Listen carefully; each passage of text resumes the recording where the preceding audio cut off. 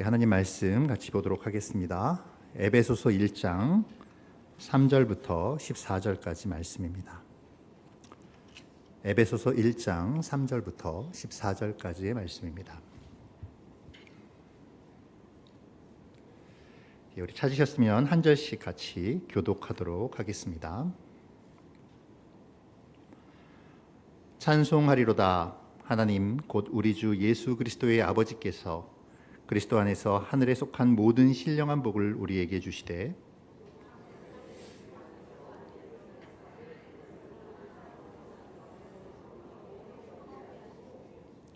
그 기쁘신 뜻대로 우리를 예정하사 예수 그리스도로 말미암아 자기의 아들들이 되게 하셨으니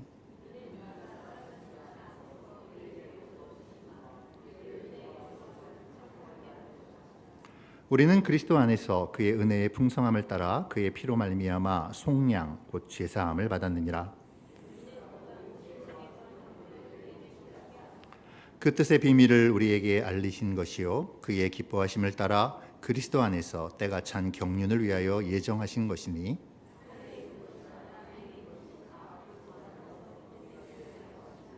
모든 일을 그의 뜻의 결정대로 일하시는 이의 계획을 따라 우리가 예정을 입어 그 안에서 기업이 되었으니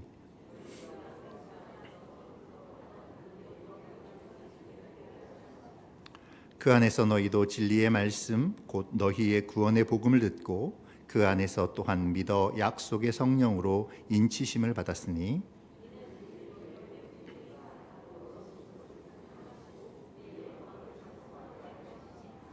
아멘. 이 시간에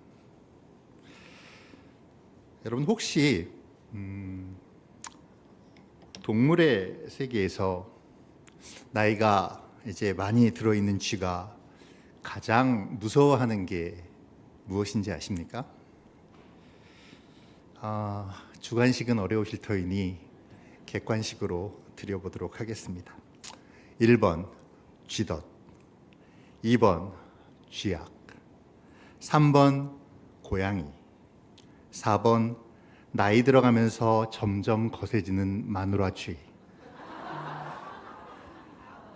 몇 번이라고 생각을 하십니까?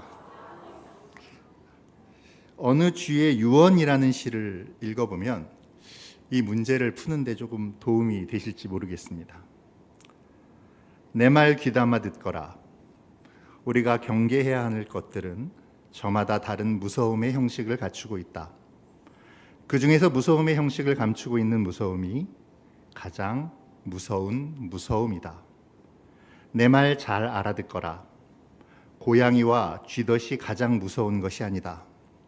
고양이는 언제나 고양이로 있고 쥐덫은 언제나 쥐덫으로 있으니 내 나이가 되면 고양이쯤이야 차라리 같이 늙어가는 이웃일 수도 있고 쥐덫쯤이야 내 슬기에 시험대 정도로 그친다. 우리가 가장 경계해야 할 것은 고양이도 아니고 쥐덫도 아니다. 무서움을 다채롭게 위장한 쥐약이다. 쥐약의 외형은 탐욕과 혀끝과 코끝을 유혹하기 위해 자연스럽고 믿음직스럽고 우호적이고 헌신적이다. 그러나 쥐약의 외형이 어떻든지 간에 쥐약은 쥐약이다. 이 바보들아. 외형이 어떻든지 간에 쥐약은 쥐약이다. 그것이 자연스럽고 믿음직하고 우호적으로 보여도 쥐약은 쥐약이라는 말이 가슴에 와 닿는데요. 인생을 살다 보면 힘들게 만들고 또 우리를 영적으로 좌절하게 만드는 일들이 참 많이 있습니다. 우리의 인생을 흔들어 놓고 무너뜨릴 듯한 기세로 다가오는 수많은 일과 사건들 속에서 우리는 살아가게 되죠. 그런데 그러한 일들의 시작은 어떠합니까? 믿음직스럽고 우호적이고 헌신적인 모습으로 우리를 현혹시키지 않습니까? 결국 그러한 일들은 나를 무너지게 하는 아픔의 사건이 되고 고통스럽게 하는 사건이 되어집니다. 태초에 아담과 하와가 범죄할 때 선악과의 모습이 그러지 않았을까 생각해 봅니다. 보암직스럽고 먹음직스러웠죠. 그것을 취하라고 유혹했던 뱀 역시 지금처럼 혐오스러운 모습이 아니라 어쩌면 꽤나 괜찮은 모습인지도 모르겠습니다. 어쩌면 멋진 턱시도에 보타이를 메고 한껏 멋을 부리며 매너 있는 목소리로 그들을 유혹했을지도 모르죠. 야, 다 너희를 위한 것이라고. 너희가 이것을 먹고 눈이 밝아져서 하나님처럼 된다면 얼마나 너희의 삶이 윤택해지겠니? 아마도 이렇게 유혹했겠죠. 하지만 우리가 알다시피 그 유혹의 대가는 참혹했습니다. 첫사람이었던 아담과 하와는 하나님과의 관계가 단절이 되고 낙원에서 쫓겨남을 당했으며 생명을 잃어버리게 되었습니다. 어쩌면 선악과가 더 공포스러웠고 뱀이 더 혐오스러웠다면 그들은 자신의 행동을 조금 더 조심하지 않았을까요? 오늘을 살아가는 우리도 마찬가지인 것 같습니다. 죄란 처음부터 무섭거나 혐오스럽게 다가오지 않습니다. 죄는 때로 우리에게 근사하고 아름다운 이성처럼 또는 편리하고 윤택한 생활처럼 우리를 유혹하죠. 현재의 고통을 일순간에 벗어버리고 흔히 말하는 워라밸을 즐길 수 있게 해줄 것처럼 보여지기도 합니다. 때로는 다른 사람들보다 더 우월한 존재임을 부각시켜줄 듯 보이기도 하죠. 우리로 더 영광스러운 존재가 되어 영광스러운 자리에 올라가라고 그렇게 만들어주겠다고 유혹하며 우리를 넘어뜨리려고 합니다. 사실 우리는 알고 있습니다. 그 모든 것이 결국 하나님을 떠나서 이룰 수 없음을 말이죠. 하나님을 떠날 때 진정한 비극이 시작됨을 우리는 너무도 잘 알고 있습니다.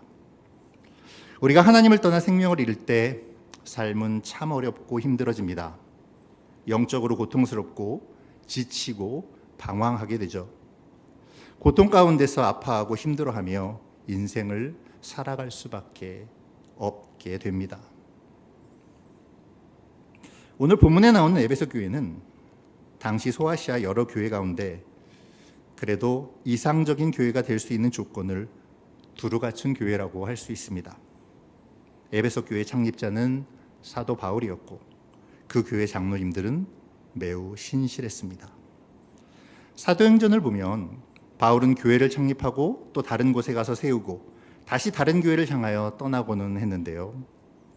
그런데 유독 에베소 교회만큼은 교회를 창립한 이후 3년 동안이나 그곳에서 목회를 이어갔습니다.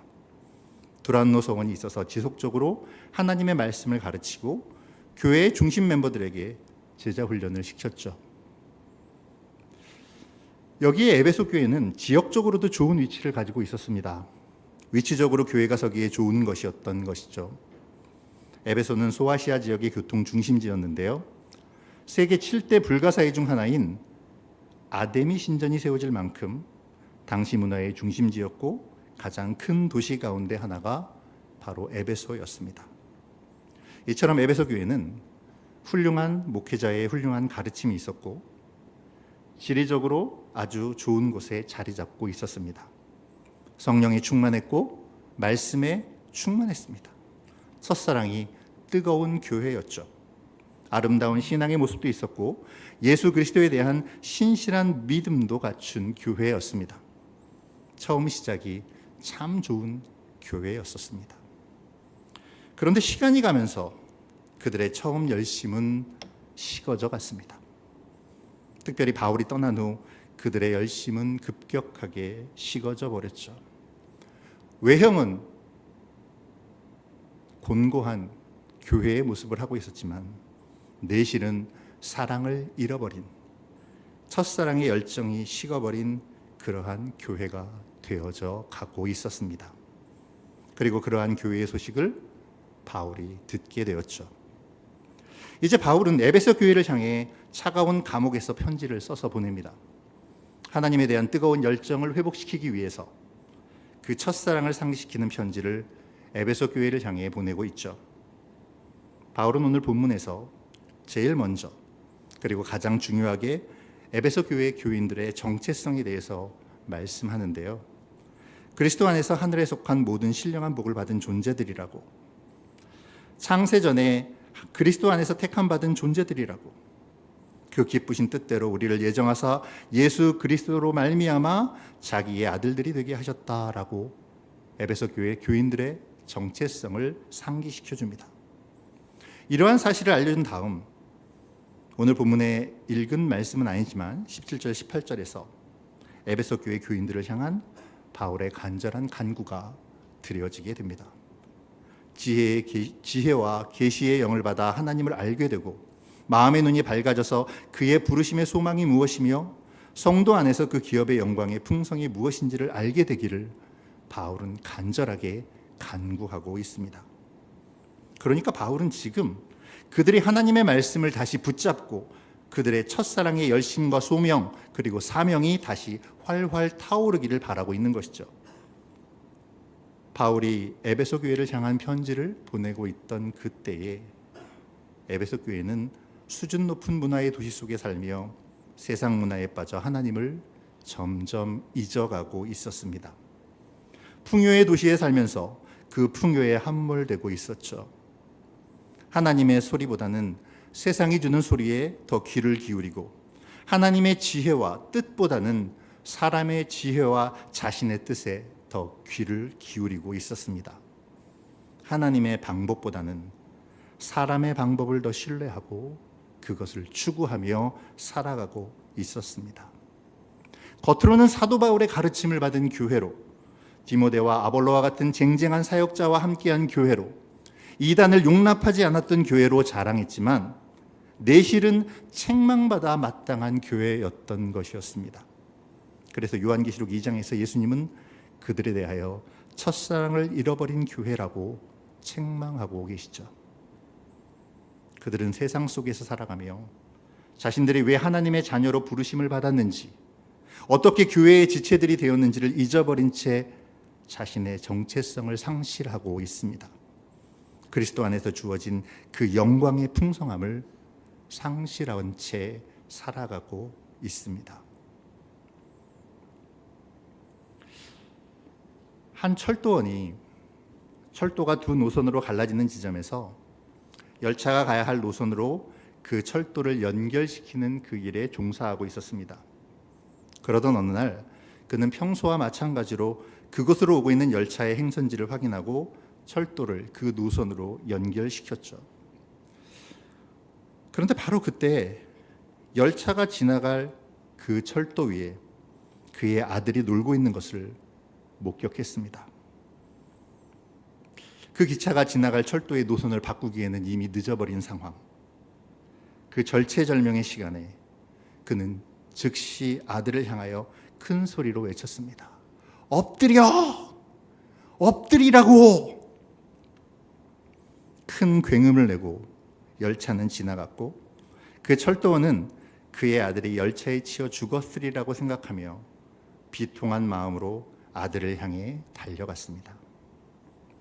그런데 정말 다행스럽게도 그의 아들은 아버지의 명령에 즉시 순종하여 몸을 엎드렸고 따라서 그 열차는 그의 아들에게 아무런 해도 입히지 않은 채 그 위를 지나쳐 갔습니다. 철도원의 아들은 아버지의 명령에 즉시 순종함으로 자신의 생명을 구하였죠. 그 귀가 찢어질 듯한 무서운 기차의 굉음이 들려올 때도 그 아이는 아빠의 엎드리라는 소리만을 크게 듣고 그대로 엎드려 있었던 것입니다. 사랑하는 여러분, 우리의 신앙생활이 이래야 하지 않을까요? 지축을 흔드는 소리들로 가득 차 있는 이 세상에서 우리는 세상에 함몰되지 않고 세상 문화에 젖어들지 않고 오직 하나님만 신뢰하며 하나님의 목소리를 크게 들을 수는 없을까요? 하나님의 그 크신 음성에 우리를 맡기고 순종할 수는 없을까요? 사랑하는 여러분, 우리는 지금 어떤 소리를 듣고 있습니까? 혹시 에베소 교회 사람들처럼 우리의 세상의 문화와 세상의 소리가 또 자기의 의로 가득 찬 내 못된 자아의 소리에 함몰되어서 우리의 정체성을 잃어가고 있지는 않습니까? 저는 한때 전원주택에서 살면 좋겠다라는 생각을 한 적이 있습니다. 조그만 해도 잔디가 깔린 마당과 그 옆에 작은 텃밭을 가꾸며 살아가는 평화로운 생활. 얼마나 낭만적이던지 모릅니다. 그런데 그 낭만을 저의 아내는 단 2문장으로 사정없이 깨뜨려 버리더라고요. 여보, 당신 다리 많이 달린 아이들하고 다리 없는 애 싫어하잖아. 예, 저는 다리 많이 달린 애들을 무서워합니다. 다리 없이 기어다니는 애들은 더 무섭습니다. 거기에 저는 엉덩이가 좀 많이 무겁습니다. 그래서 아마도 제가 전원주택에 산다면 잔디밭과 텃밭은 얼마 지나지 않아 무성한 밀림이 되어 버릴지도 모르겠습니다. 그 안에 때로 몰려다닐 다리 많은 아이들과 스물스물 기어다닐 다리 없는 아이를 생각해 보니까 그 이후로 저는 전원주택의 꿈을 접었습니다. 예수님께서는 우리의 마음을 밭에 비유하신 적이 있습니다. 그렇다면 이곳을 어떻게 가꾸느냐는 매우 중요하죠. 처음에는 정결하게 시작했을지라도 조그만 가꾸는 것을 멈춘다면 금세 잡초가 가득해지고 그 안에는 온갖 더러운 것들이 살아가게 될 것입니다. 좋은 밭이 되기 위해서 좋은 씨앗도 심어야 하지만 잘 가꾸어야 함을 우리는 너무도 잘 알고 있습니다. 우리 마음이라는 화단은 예수 그리스도의 보혈로 정결하고 거룩하게 정리되어 있습니다. 그리고 그 화단에 은혜의 씨앗이 심겨져 있죠. 그러나 가꾸지 않고 내버려 둔다면 우리의 이 마음밭은 금방 잡초밭이 되고 말 것입니다. 사랑하는 여러분, 우리의 마음의 밭, 은혜의 씨앗이 심겨진 이 귀중한 밭을 기도와 말씀으로 가꾸어 갈 수 있기를 바랍니다. 지속적으로 하나님이 원하시는 것에 마음을 두고 살아가며 하나님께 초점을 맞춤으로 아름다운 열매를 기대할 수 있기를 소망합니다. 에베소 교회는 잘 다듬어지고 잘 정리된 밭으로 시작하였습니다. 그곳에 아름다운 복음의 씨앗도 뿌려졌습니다. 그러나 몇 년이 지나자 신앙의 열심은 사라지고 처음 감격도 잃어버렸으며 이제는 겉모양만 남은 잡초밭이 되어버렸습니다. 바울은 이러한 에베소 교회를 위해 차가운 감옥 바닥에서 간절히 간구합니다. 그리고 에베소 교회를 향하여 하나님의 거룩한 말씀을 전합니다. 그리고 그 말씀은 지금 오늘을 살아가는 우리에게도 동일한 도전이 되어져야 합니다. 앞서도 말했지만 오늘 본문에서 바울은 우리가 어떤 사람인가를 알려주고 있습니다. 우리는 그리스도를 통해서 하늘에 속한 신령한 축복을 받은 존재들이고 하나님의 사랑으로 창세전에 예정되어 거룩하고 흠없는 자로 하나님 앞에 세우심을 입은 사람들입니다. 우리는 죄사함을 받은 거룩하고 정결한 존재들로 부르심을 입어 영적인 축복과 풍요로 채워져 풍성함을 누리고 전하는 존재들입니다. 우리는 바로 그러한 교회입니다. 중세에 광적인 미술품 수집가한 사람이 있었습니다. 예수님께서 최후의 만찬시 사용하신 은잔이 유럽 어디엔가 있다는 소문을 듣고 그 은잔을 찾아서 나섰죠. 이곳저곳 전 유럽을 뒤지는 가운데 그는 중요한 정보 한 가지를 얻게 됩니다. 10년 전에 백마를 탄 한 백작에 의해서 그 은잔이 팔렸다라는 정보였죠. 이 백작의 키는 어느 정도이고 어떻게 생겼고 말은 어떻게 생겼는지 자세하게 알아본 다음에 사방을 수소문합니다. 도대체 그 행운을 차지한 사람이 누구일까? 오랜 세월 찾고 찾아다니다가 드디어 그 사람을 찾아내었습니다. 그런데 놀랍게도 10년 전에 은잔을 사간 사람은 바로 자기 자신이었습니다. 그 은잔은 정교하지도 화려하지도 않았습니다. 그래서 그는 그의 창고 한쪽 모퉁이에 집어던져 두고는 까맣게 잊고 있었던 것이죠. 어쩌면 우리의 신앙생활이 이와 같은지도 모르겠습니다. 이미 풍성함과 넘치는 부요가 우리에게 주어졌음에도 우리는 깨닫지 못하고 다른 것을 찾아 헤매고 있는 그러한 어리석음이 우리에게 있는지도 모르겠습니다. 오늘 말씀에서 바울은 분명히 선언합니다. 주님께서 우리에게 성령의 인치심으로 그 풍성함과 충만을 허락해 주셨다고 말이죠. 그러니 우리는 이 풍성함과 충만을 누리고 전하는 삶을 살아야 합니다. 우리에게 이미 주어진 풍성함과 충만함, 하나님께서는 우리로 그리스도 안에서 영적인 부요를 누리게 하시는데 우리는 우리에게 주어진 풍성함과 넘치는 부요를 얼마나 가꾸고 보존하고 있습니까? 우리 안에 풍성함과 그리스도 안에 넘치는 부요는 어디에 있습니까?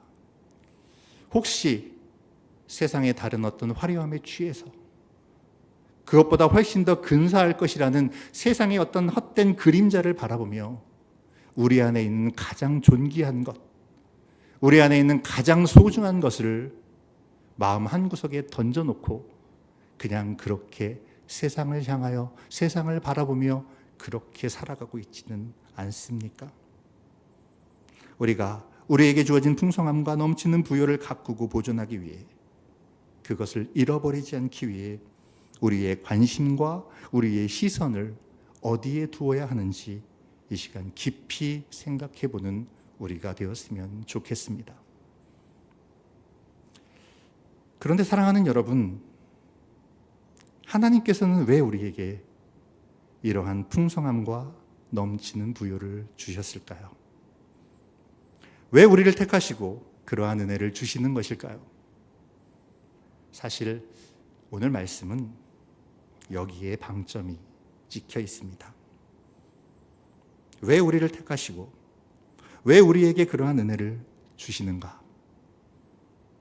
오늘 본문 14절은 우리를 택하심이 영광을 찬송하게 하려 하심이라 라고 선언합니다.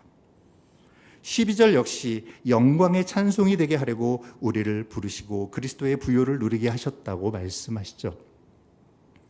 6절에서도 사도 바울은 은혜의 영광을 찬송하게 하려는 것이라고 강조합니다. 영광의 찬송이라는 말은 기독교인의 삶의 중심을 말하는 것입니다. 그리고 다른 말로 표현한다면 예배라고 할 수 있죠. 우리의 믿음의 최종적인 목적은 영광의 찬송이 되는 것입니다.